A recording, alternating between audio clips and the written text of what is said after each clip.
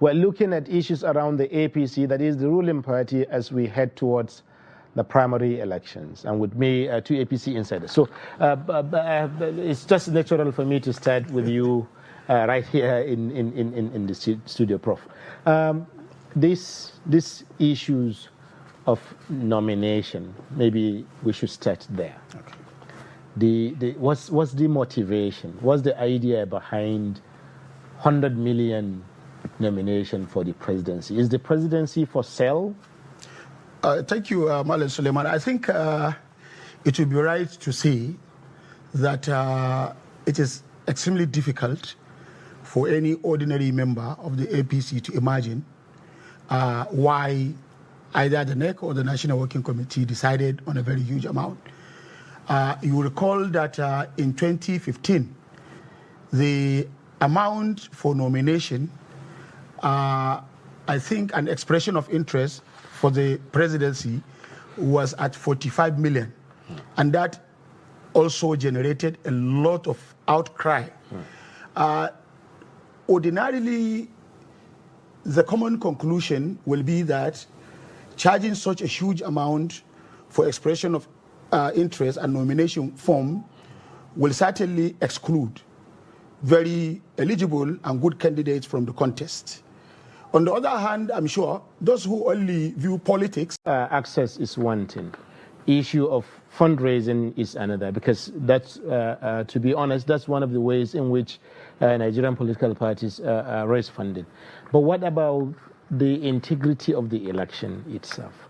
For example, cases where candidates at the top end of the ticket pay, or aspirants, obtain the nomination forms for and pay for candidates at the lower rung of the same ticket. So, for example, I am vying for the presidency, and then I buy like 10 nomination forms for governors, buy like 20 for senators and House of Reps, and so on. Is that not altogether monetizing or increasing the monetization of the election in ways that, like you said, may not be healthy? I think, Mr. Suleiman, you have made it absolutely clear.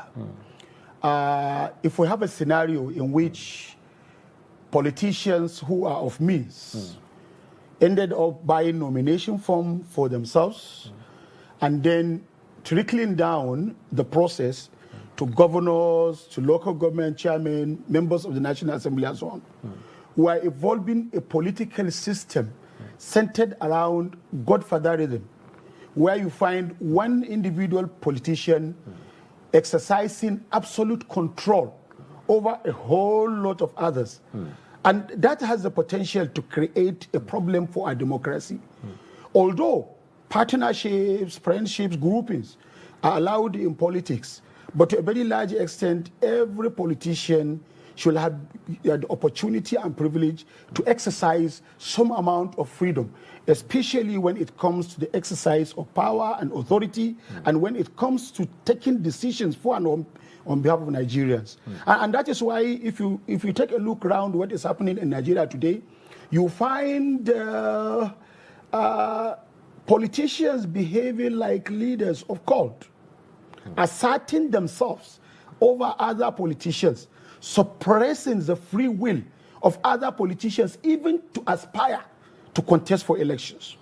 You hear politicians claiming, I have sponsored so and so, I have raised so and so, from my enclave, this person was made who he is, and so therefore he doesn't have the privilege to think freely about his personal ambition as a politician, or even to take decisions that have to do with his role as a politician and leader in society. So you are absolutely correct. We have a problem when a large chunk of people cannot afford to take up nomination forms, to take up expression of interest forms on their own, and they ended up being controlled by politicians who have large chunk of money, and it therefore departs from a full democracy to another system where you see absolute control of the hierarchy from the top. People are controlling.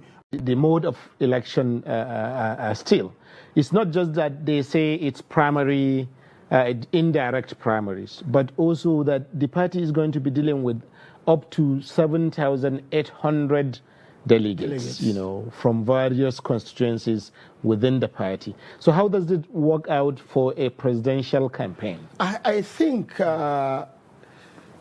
without overemphasizing it, in every political discourse, in emerging democracies, you find that every discussion centers around the selection of credible candidates through a process that is not influenced by money politics.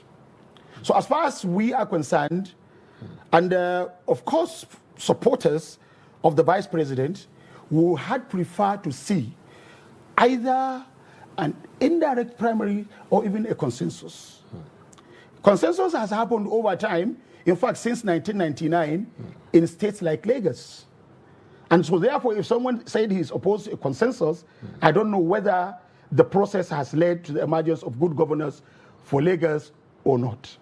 But here in Abuja, when ABC convenes to do the primary election, we are more in support of the indirect than the direct. Okay. Because the direct primaries will give an opportunity for delegates to express their conviction, to follow their